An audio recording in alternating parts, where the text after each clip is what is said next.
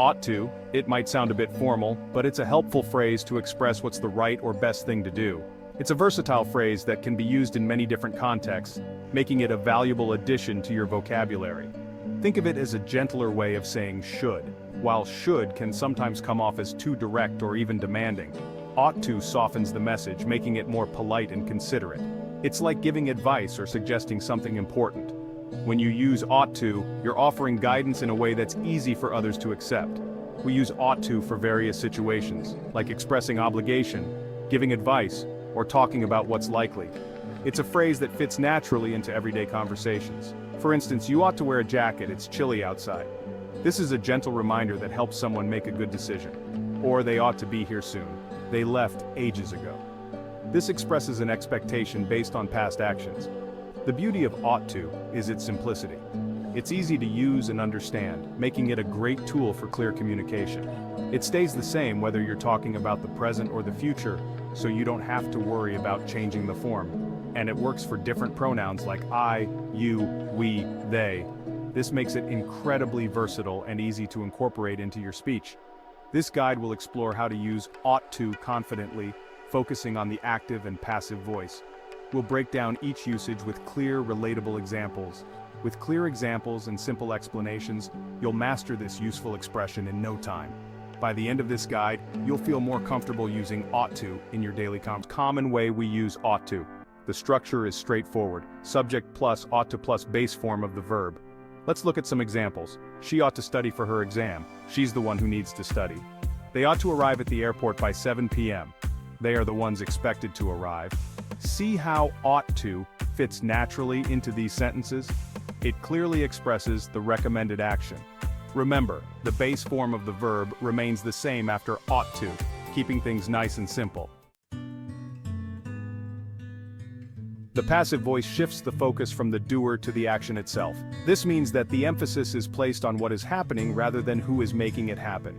We use it when the action is more important than who did it, or when the doer is unknown or irrelevant to the context. For ought to in the passive voice is subject plus ought to plus be plus past participle of the verb.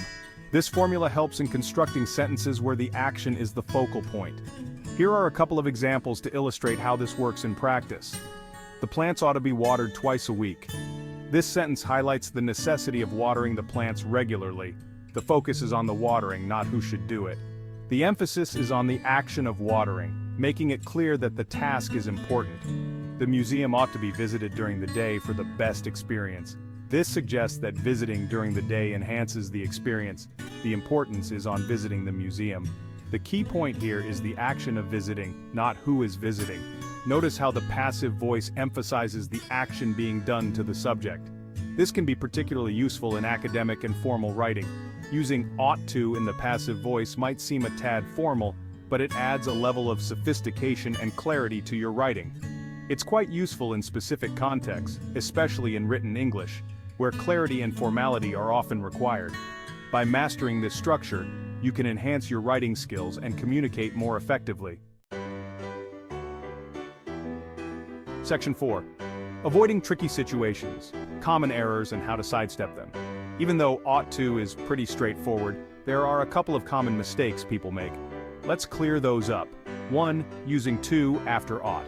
Remember, it's ought to, not ought to, so we say he ought to call his mother, not he ought to call his mother.